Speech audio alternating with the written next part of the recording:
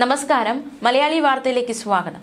മഹാത്മാഗാന്ധി തൊഴിലുറപ്പ് പദ്ധതിക്ക് അറുതി വരുത്തി VBG റാംജി ബിൽ പാസാക്കിയിരുന്നു. ഇതുമായി ബന്ധപ്പെട്ട് വലിയ രീതിയിലുള്ള പ്രതിഷേധമാണ് ലോക്സഭയിൽ എംപിമാരുടെ ഭാഗത്തു നിന്നും ഉണ്ടാകുന്നത്. കഴിഞ്ഞ ദിവസം ലോക്സഭയിൽ സ്പീക്കറുടെ പോഡിയത്തിന് മുന്നിലെ മേശയ്ക്ക് മുകളിൽ കയറി ഗാന്ധി ചിത്രം ഉയർത്തി ഷാഫി പറമ്പിൽ, ഡീൻ കുര്യാക്കോസ്, ഹൈബി ഈഡൻ എന്നീ എംപികൾ. ഇവർക്കെതിരെ നടപടി വന്നിരിക്കുകയാണ്. 8 കോൺഗ്രസ് എംപിമാർക്കെതിരായ അവകാശ ലംഘന പരാതിയിൽ നടപടി തുടങ്ങിയിരിക്കുകയാണ്. രാജ്യസഭയിൽ ഭരണപക്ഷ ബെഞ്ചിനിടയിലേക്ക് മുദ്രാവാക്യം വിളിച്ചുവന്ന തൃണമൂൽ കോൺഗ്രസ് എംപിമാർക്കെതിരെ പരാതിയോ നടപടിയോ ഇല്ല എന്നും സർക്കാർ വ്യക്തമാക്കി. എന്തായാലും കോൺഗ്രസ് എംപിമാർക്കെതിരായ അവകാശ ലംഘന പരാതി വന്നിരിക്കുന്നു. ആ പരാതിയിൽ നടപടികൾ തുടങ്ങിക്കഴിഞ്ഞു. കേരളത്തിന് പുറമെ തമിഴ്നാട്ടിൽ നിന്നുള്ള Congress എംപിമാരായ S മുരശോലി, K Gopinath, Shashikant Senthil, S Venkatesan എന്നിവർക്കെതിരെ BJP നേതാവ് നിഷികാന്ത് ദുബെയാണ് അവകാശ ലംഘന നോട്ടീസ് നൽകിയത്. സഭയുടെ സുഗമമായ നടത്തിപ്പിനും മന്ത്രി ശിവരാജ് സിംഗ് ചൌഹാനുമെതിരെ 8 എംപിമാർ തുടർച്ചയായി തടസ്സങ്ങൾ തീർത്തുവെന്നാണ് ദുബെ പരാതിയിൽ ആരോപിക്കുന്നത്. വ്യാഴാഴ്ച പുലർച്ചെ 12:30 വരെ നീണ്ട ചർച്ചയ്ക്കൊടുവിൽ ലോക്സഭയിലേക്ക് പോലെ വൻ പ്രതിഷേധത്തിനിടയിലാണ് രാജ്യസഭ ബിൽ പാസാക്കിയിരുന്നത്. തുടർന്ന് പ്രതിപക്ഷ എംപിമാർ മുദ്രാവാക്യവുമായി ഇറങ്ങിപ്പോക്ക് നടത്തി.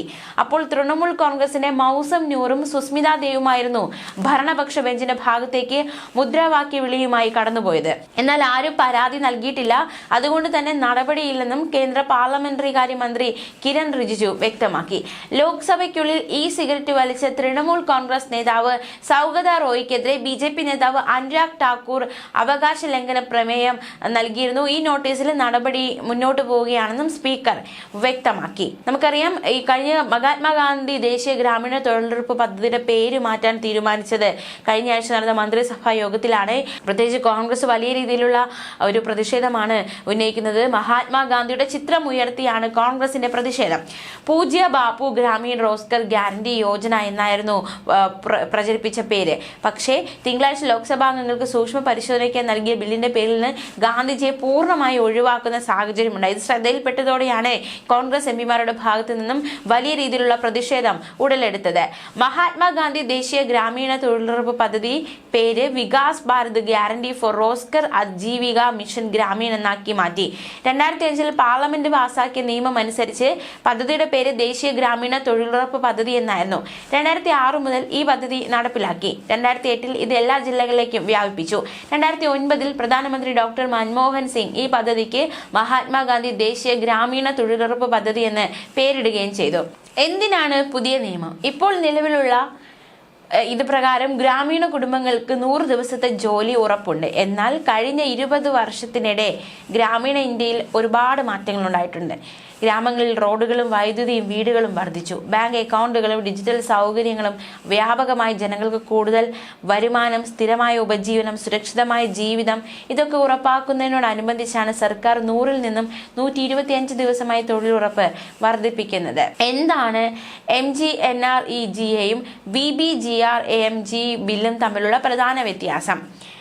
ആദ്യത്തേത് പ്രധാനമായും തൊഴിലുറപ്പായിരുന്നു കേന്ദ്രീകരിച്ചത്. പക്ഷെ ഇപ്പോൾ കൊണ്ടുവന്ന ബില്ലിൽ തൊഴിൽ മാത്രമല്ല, ഗ്രാമങ്ങളുടെ സമഗ്ര വികസനവും ലക്ഷ്യമിടുന്നുണ്ട്. പ്രധാന വ്യത്യാസങ്ങൾ നോക്കാം. ജോലി ദിവസം 100-ൽ നിന്നും 125 ദിവസമായി ഉയർത്തപ്പെടുന്നു. ജോലികൾ പദ്ധതിപരമായ വികസന പ്രവർത്തനങ്ങൾക്കായി ഉപയോഗപ്പെടുത്തും.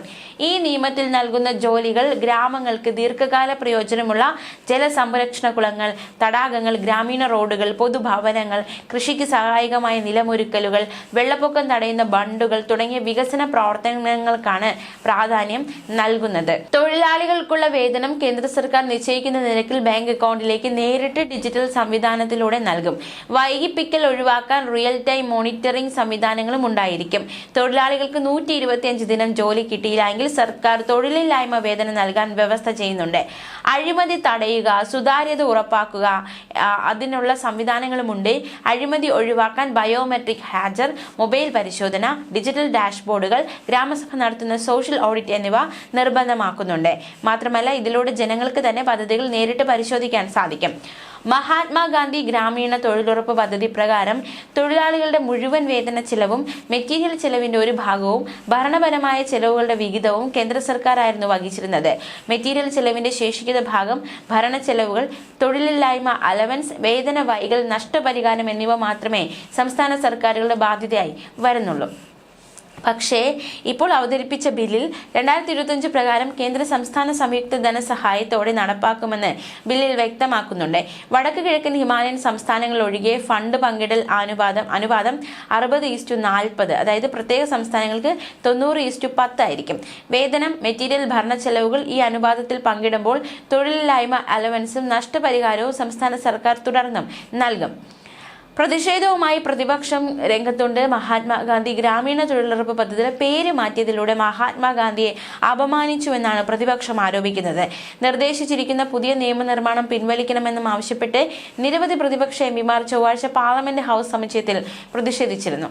ഈ പകരമായി അവതരിപ്പിച്ച ബില്ലാണ് സർക്കാരുമായി പുതിയ തർക്ക വിഷയമായി മാറിയത്. ബിൽ ലോക്സഭയിൽ അവതരിപ്പിച്ചതിന് പിന്നാലെ കോൺഗ്രസിന്റെ പ്രിയങ്ക ഗാന്ധി വദ്ര, സമാജ്വാദി പാർട്ടി നേതാവ് അഖിലേഷ് യാദവ്, DMK നേതാവ് TR Balu, RSP MP NK Premachandran തുടങ്ങിയവർ മഹാത്മാഗാന്ധി പ്രതിമയ്ക്ക് സമീപം പ്രതിഷേധം നടത്തി. മഹാത്മാഗാന്ധിയെ അപമാനിക്കുന്നത് രാജ്യം സഹിക്കില്ല എന്ന മുദ്രാവാക്യങ്ങളാണ് ഉയർന്നത്. മുൻ UPA സർക്കാർ കൊണ്ടുവന്ന മഹാത്മാഗാന്ധി ദേശീയ ഗ്രാമീണ തൊഴിലുറപ്പ് നിയമം 2005 അത് ഇല്ലാതാക്കാനുള്ള ശ്രമമാണ് സർക്കാരിന്റെ ഭാഗത്തു നിന്നുണ്ടാകുന്നതെന്ന് പ്രിയങ്ക ഗാന്ധി ആരോപിച്ചു. എന്താണ് ഈ വിഷയത്തിൽ സംസ്ഥാന സർക്കാരിന്റെ നിലപാടെന്ന് നോക്കാം. കേന്ദ്ര സർക്കാർ മഹാത്മാഗാന്ധി ദേശീയ ഗ്രാമീണ തൊഴിലുറപ്പ് പദ്ധതിയുടെ പേര് മാറ്റി പുതിയ ബില്ല് കൊണ്ടുവരാനുള്ള തീരുമാനം കേരള സർക്കാർ ശക്തമായി വിമർശിക്കുന്നതായി മുഖ്യമന്ത്രി പിണറായി വിജയൻ സോഷ്യൽ മീഡിയ പോസ്റ്റിലൂടെ വ്യക്തമാക്കി. ചോദ്യം: ഗാന്ധി എന്ന പേരിനോട് സംഘപരിവാരത്തിൽ കാണുന്ന വിരോധമാണ് ഈ നടപടിയിൽ പ്രതിഫലിക്കുന്നത്. മുഖ്യമന്ത്രി വ്യക്തമാക്കിയതുപോലെ ബില്ലിൽ ഉൾപ്പെടുത്തിയിരിക്കുന്ന വ്യവസ്ഥകൾ സംസ്ഥാനങ്ങൾക്ക് വലിയ സാമ്പത്തിക ബാധ്യത ഏർപ്പെടുത്തുന്ന തരത്തിലാണ്. നിലവിലുള്ള ബില്ല് നിയമമാവുന്നതോടെ കേരളത്തിന് കിട്ടുന്ന കേന്ദ്ര വിഹിതം വലിയ തോതിൽ കുറയുമെന്നും അദ്ദേഹം പറഞ്ഞു. പാവങ്ങളുടെ ആത്മാവായ തൊഴിൽ പദ്ധതിയെ എല്ലാ തരത്തിലും നിർവീര്യമാക്കാൻ കേന്ദ്ര സർക്കാർ ശ്രമിക്കുന്നുവെന്നും സംസ്ഥാനങ്ങൾക്ക് അധിക സാമ്പത്തിക ഭാരമുള്ള ഈ പുതിയ നിയമനിർമ്മാണത്തിൽ നിന്ന് കേന്ദ്രം പിൻവാങ്ങേണ്ടതാണെന്നും മുഖ്യമന്ത്രി വ്യക്തമാക്കി. ന്യൂസ് ഡെസ്ക് മലയാളി വാർത്ത.